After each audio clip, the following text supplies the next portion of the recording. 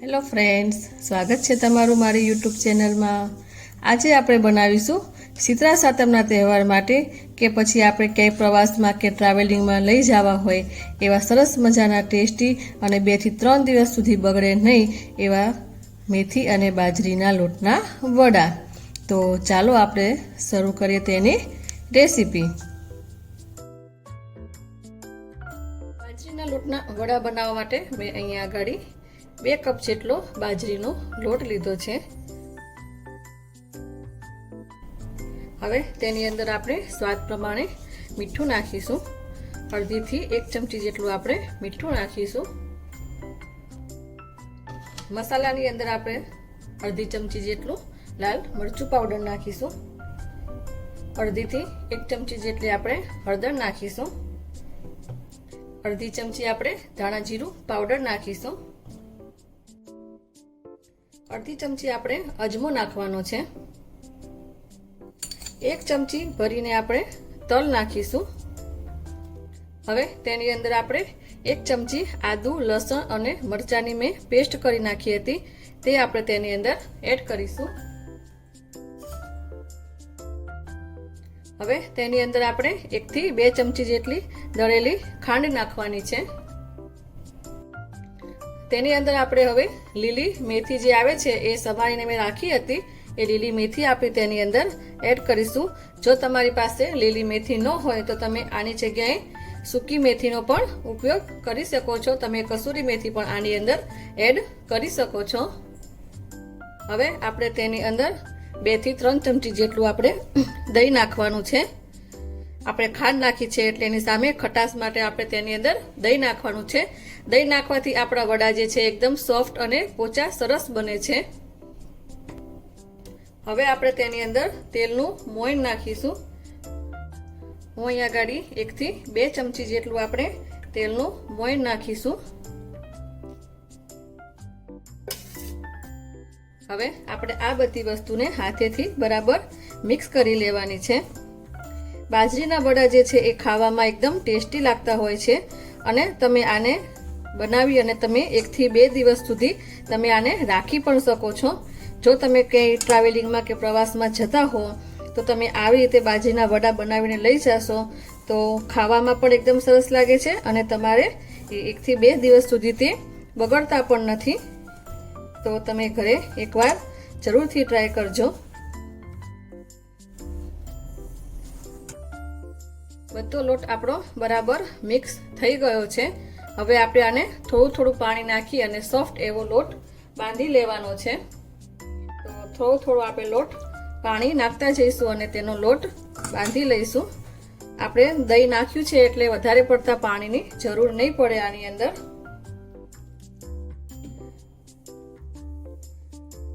તમે શીતળા સાતમના તહેવાર ઉપર રાંધણ છઠના દિવસે તમે આ વડા બનાવીને રાખી દેશો તો સાતમના દિવસે તમને ઠંડા વડા ખાવાની ખૂબ જ મજા આવશે।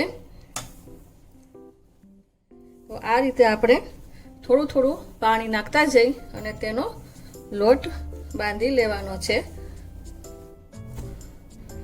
તો તમે જોઈ શકો છો કે આ રીતનો આપણે લોટ બાંધીને તૈયાર કરવાનો છે। થોડો સોફ્ટ એવો આપણે લોટ રાખી દઈશું। હવે આ લોટ જ્યારે બાંધીએ ત્યારે હાથમાં બહુ ચોંટતો હોય છે તો હવે આપણે તેની અંદર થોડું તેલ નાખીશું અને તેલ નાખી અને આપણે તેને મસળી લેવાનો છે। થોડું તેલ નાખી અને લોટને આપણે આ રીતે બરાબર મસળી લઈશું।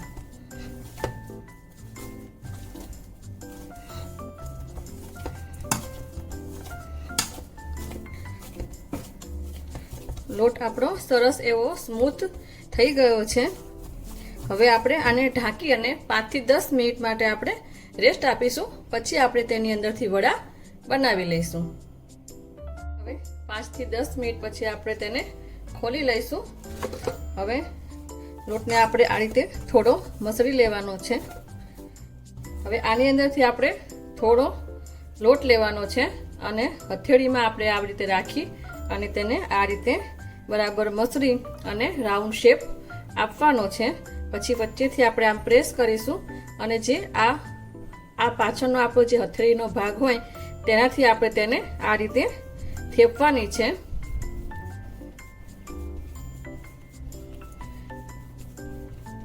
તો આ રીતે આપણે તેને થેપી અને આ રીતનો આપણે તેનો શેપ આપવાનો છે રાઉન્ડ. આને તમારે બહુ જાડી પણ નહીં અને બહુ પાતળી નહીં પણ નહીં, એ રીતની આપણે થેપલી આની બનાવીને રેડી કરવાની છે. તો આ રીતે આપણે બધા વડા બનાવીને રેડી કરી લઈશું.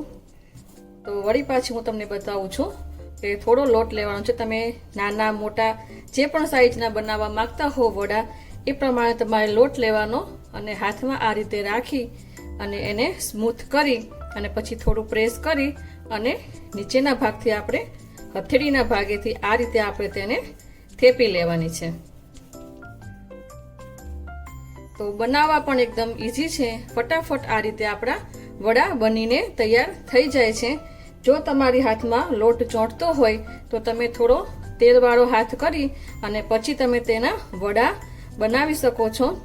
તો વચ્ચે વચ્ચે તમારા હાથમાં જો લોટ ચોંટે તો તમારે છરીની મદદથી ઉખાડતા જવાનું અને હાગણીમાં આપણે તેલ લગાવતા જવાનું અને આપણે આ રીતે વડાને થેપીને રેડી કરી લેવાના છે. તો તમે જોઈ શકો છો આ રીતે આપણે બધા વડા બનાવીને તૈયાર કરી લઈશું. તો આ રીતે આપણા બધા વડા બનીને તૈયાર થઈ ગયા છે. હવે આપણે તેને તળવા માટેની તૈયારી કરી લઈશું.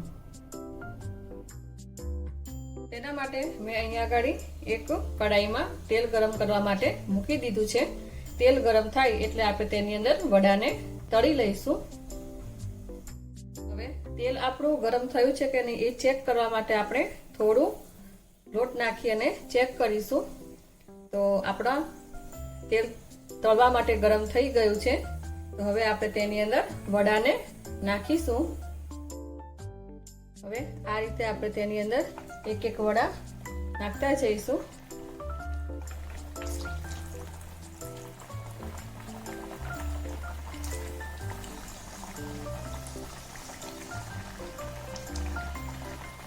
વડાને તળતી વખતે તમારે ગેસની ફ્લેમ મીડિયમ ટુ સ્લો રાખવાની છે. ફૂલ ગેસ ઉપર આપણે તેને નથી તળવાના. જો ફૂલ ગેસ ઉપર તમે તેને તળશો તો તે અંદરથી કાચા રહી જશે. એટલે આપણે એને સ્લો ટુ મીડિયમ ગેસ ઉપર તળવાના છે. જો તમારું તેલ સાવ ઠંડુ પણ થઈ જશે તો પણ તમારા જે વડા જે છે એ ફાટી જશે. એટલે તેલનું ટેમ્પરેચર તમારે ખાસ ધ્યાન રાખવાનું છે. એને આપણે સ્લો ટુ મીડિયમ રાખીશું અને પછી આપણે તેને થોડીક વાર રહી અને આ રીતે તેને ફેરવતા જવાનું છે. અને બંને બાજુથી આપણે તેને કલર થોડો ચેન્જ થાય, સહેજ રેડ બ્રાઉન થાય ત્યાં સુધી આપણે તેને તળી લઈશું અને પછી આપણે તેને બહાર કાઢી લઈશું. તો આ રીતનો આપણો વડાનો કલર થઈ જાય એટલે પછી આપણે તેને બહાર કાઢી લઈશું. હવે આપણે એ રીતે જ બીજા વડાને તેલની અંદર ઉમેરી દઈશું.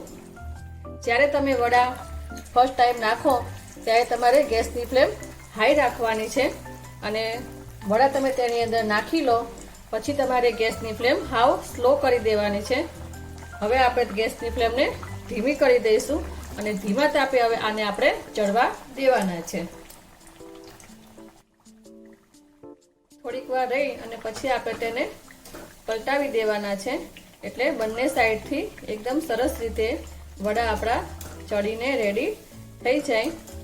તો આ રીતે તમારે બધા વડાને થોડીક વાર રહી અને પછી ફેવરી દેવાના છે. હવે આપણે તેને ધીમા તાપે ચડવા દઈશું. તો તમે જોઈ શકો છો કે વડા આપણા બનીને તૈયાર થઈ ગયા છે.